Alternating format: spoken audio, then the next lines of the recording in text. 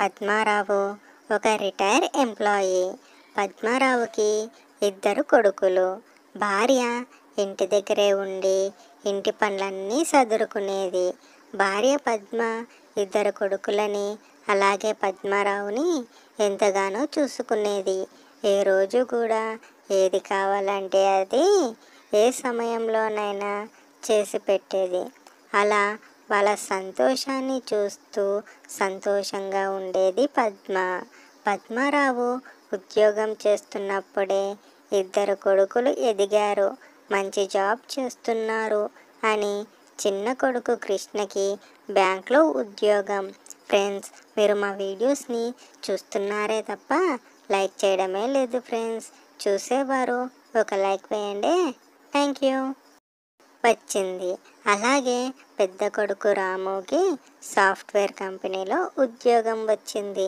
అలా ఇద్దరు కొడుకులు ఎదిగి వాళ్ళ కాళ్ళపైన వాళ్ళు నిలబడ్డారు అని తను ఉద్యోగం చేస్తున్నాడే మంచి సంబంధం చూసి ఇద్దరు కొడుకులకి కూడా ఒకేసారి పెళ్లి చేశారు. అలా పెళ్ళైన 2 నెలల్లోనే పద్మారావుకి రిటైర్మెంట్ వచ్చేసింది. పద్మారావు ఉద్యోగం చేస్తున్నప్పుడే ఫ్రెండ్స్ ప్లీజ్ లైక్ చేయండి ఫ్రెండ్స్. పద్మారావు కన్నా పెద్దవాళ్ళు ముందుగా వాళ్ళ కొడుకులకి పెళ్లి చేశారట. అప్పుడు వాళ్ళకి వచ్చిన కోడళ్ళు ఒక నెల రోజులు మంచిగానే ఉండేది. దాని తర్వాత ఆస్తిని అంతా చూస్తే ఆస్తినంతా కోడలు పేరుపైనే రాయాలి అని కండిషన్ పెట్టి ప్రతిరోజు గొడవలు పెట్టుకునేదట కోడలు. అట్లా ఎన్నోసార్లు గొడవలయ్యాయి. ఇంటి నుంచి వేరే కాపురానికి వెళ్ళిపోయారట. అలా ఎన్నెన్నో విన్నాడు పద్మారావు. అలా పద్మారావుకి కూడా జరగకుండా ఉండాలంటే ఇప్పుడే ఉన్నదంతా కూడా సంపాదించింది కొడుకులకు పెళ్లి చేయకముందే పద్మారావు మంచి ఇల్లు కట్టించాడు. కిందనేమో పద్మారావు వాళ్ళ భార్య పద్మ, పక్క గదిలేమో గెస్ట్ హౌస్ లాంటిది, పై 2 గదులు చిన్న కొడుకుకి పెద్ద కొడుకులకి. అలా ఒకవేళ విడిపోవాల్సి వచ్చినా కానీ ఎవరికి వాళ్ళు సపరేట్గా ఉండొచ్చు, కళ్ళ ముందే ఉంటే బాగుంటుంది అని ఎంతగానో ఆలోచించి కట్టించాడు పద్మారావు. అలా ఇద్దరు కొడుకులు కూడా చాలా మంచివాళ్ళు. కానీ వచ్చిన కోడలే ఎలాంటి వాళ్ళు వస్తారో తెలియదు కదా. ఒకవేళ మంచిగా వచ్చినా కానీ ఆస్తిని చూసి ఆశపడి కొడుకులని దూరం చేసుకోవడం కన్నా ఇప్పుడే కొడుకులకి మంచి చెడు నేర్పించి వాళ్ళని జీవితంలో సంతోషంగా ఉంచాలని ఎంతగానో అనుకున్నాడు పద్మారావు అలాగే పద్మ. అలా కొడుకులు చాలా మంచివాళ్ళు.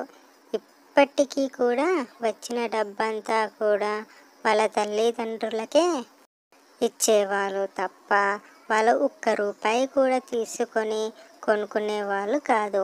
అలా పెంచింది మరి పద్మ. అలా ఇద్దరు కొడుకులకి పెళ్లి చేసిన తర్వాత ఎవరి గదిలో వాళ్ళు ఉండేవారు. చిన్న కోడలు ఏమైందో ఏమో తెలియదు కానీ బాగానే ఉండేది. ఒక్కోసారి చుట్టాలు వస్తారని పాత ఫోటోలన్నీ చూపిస్తుంటే మా ఆస్తి విలువ అంతా తెలుసుకుంది చిన్న కోడలు. అప్పటి నుంచి ఏమైందో ఏమో కానీ మా చిన్న కొడుకు రాముని కళ్ళతోనే బెదిరిస్తుంది.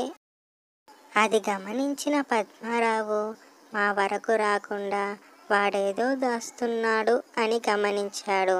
అలా చిన్న కోడలు రాముని ప్రతిరోజు విసిగిస్తూనే ఉండేది. రాముకి వచ్చిన జీతమంతా కూడా తన తండ్రికి ఇంకా ఇవ్వడం నచ్చట్లేదు. అలా ఒకరోజు రాత్రి పెద్ద గొడవే చేసింది. ఇంకా ఇంత వయసు వచ్చినా కానీ నన్ను పెళ్లి చేసుకున్న ఇంకొక సంవత్సరంలో మనకి పాప బాబు పుట్టినా కానీ నువ్వు ఈ డబ్బులంతా కూడా మీ తండ్రికి ఇస్తావా ఏంటి? మీ తండ్రికి ఇంత ఆస్తి ఉంది, నీ పేరు పైన రాశాడా? మొన్నే కదా పెళ్ళైంది, అసలు కోడలు ఉందో కోడలికి కొంచెం ఆస్తి ఇద్దామని లేదు అని గొడవ పెట్టుకునేది. అలా కాదే, చూడు మా పెద్ద వదిన అసలు మా అన్నయ్య ఏమీ అనదు. మా అన్నయ్య కూడా మా నాన్నగారికే కదా ఇచ్చేది, పైగా ఇల్లంతా సకపెడుతుంది. నువ్వు అస్సలు లేచేదే లేటుగా లేస్తావు, మరి నీకోసం టిఫిన్ కూడా వండి పెడుతుంది. అలాంటి వదినే మా నాన్నగారి ఆస్తి అడగడం లేదు. నువ్వు అసలు ఏ పని చెయ్యవు, ఏమీ చెయ్యవు. అసలు నువ్వు తిన్న ప్లేట్ కూడా నువ్వు కడగవు. అలాంటిది నువ్వు ఆస్తి అడిగితే ఎలా ఇస్తారనుకున్నావే? మా నాన్న మా అమ్మ చాలా మంచివారు అని ఎంత చెప్పినా కానీ వినలేదు చిన్న కోడలు. అలా ప్రతిరోజు గొడవ పెట్టుకుంటూనే వచ్చింది. అలా తన భార్య ప్రతిరోజు గొడవ పెట్టుకోవడం వల్ల ఇంట్లో మనశ్శాంతి లేకుండా పోయింది. అది అర్థం చేసుకున్న రాము, ఫ్రెండ్స్ ప్లీజ్ లైక్ చేయండి ఫ్రెండ్స్, వాళ్ళ అమ్మగారికి నాన్నగారికి చెప్పి, అలాగే వాళ్ళ అన్నయ్యకి వదినకి చెప్పి, వదిన వెళ్ళినా నువ్వే జాగ్రత్తగా వీళ్ళని నువ్వే జాగ్రత్తగా చూసుకోవాలి. నా భార్యకి నీలాంటి మనసు లేదు. అలా ప్రతిరోజు గొడవ అవ్వడం నాకు నచ్చడం లేదు. ఒక వారం రోజులు బయటికి వెళ్ళి తన పనులు తను చేసుకొని తనకే అర్థమవుతుంది. తర్వాత మళ్ళీ మన ఇంటికి వచ్చేస్తాను, అంతవరకు ఇల్లుని జాగ్రత్తగా చూసుకో అని చెప్పి తల్లిదండ్రులకి చెప్పి, అన్నయ్యకి చెప్పి, వదినకి చెప్పి ఇంటి నుంచి తన భార్యని తీసుకొని వేరే కాపురానికి వెళ్తాడు రాము. అలా వారం రోజులు ఇంటి పనులన్నీ చేసుకున్న రాము భార్య అలసిపోయింది. ఇన్నాళ్ళు సుఖపడి తను ఇప్పుడు ఒక్కతే అన్ని పనులు చెయ్యాలంటే చేయలేకపోయింది. అలా ఒకరోజు గుడికి వెళ్తూ దారిలోనే కింద పడిపోయింది. అప్పుడే కృష్ణ భార్య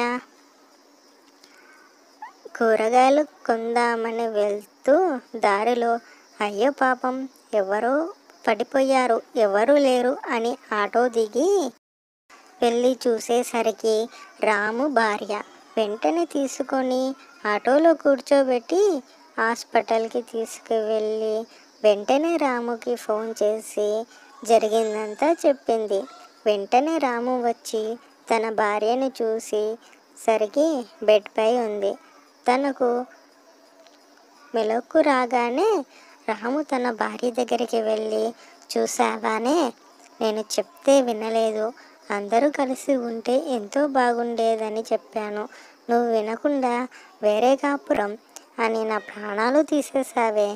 ఇప్పుడు చూడు, నువ్వు ఒంటరిగా రోడ్డుపై పడిపోతే నేను ఎవ్వరో కాపాడారో తెలుసా నీకు అసలు అని గట్టిగా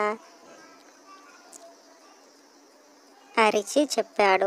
మా దగ్గరనే ఉండు, మా వదినే నిన్ను కాపాడింది. ఇప్పటికైనా నమ్మే, మనందరం కలిసి ఉంటే ఎలాంటి లోటు లేకుండా మన వాళ్ళే మనల్ని జాగ్రత్తగా చూస్తారు అని చెప్పి లగేజ్ అంతా ప్యాక్ చేసి పద్మరావు ఇంటికి చేరుకుంటారు. అలా తన తప్పు తను తెలుసుకొని నన్ను క్షమించండి అత్తయ్య, మామయ్య అని చెప్పి కృష్ణ భార్యకు కూడా క్షమాపణ కోరి ఫ్రెండ్స్ ప్లీజ్ లైక్ చేయండి ఫ్రెండ్స్, ప్రతి పనిలో ఒక చెయ్యి వేస్తుంది రాము భార్య.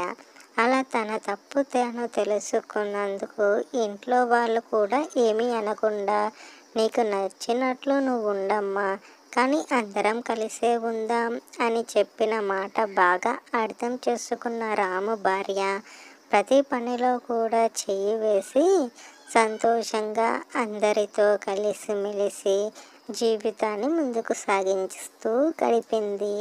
చూసినందుకు థ్యాంక్స్ ఫ్రెండ్స్. కాకపోతే మీ నుంచి మేము ఆశించేది ఒక లైక్ మాత్రమే. ప్లీజ్ లైక్ చేయండి. Thank you.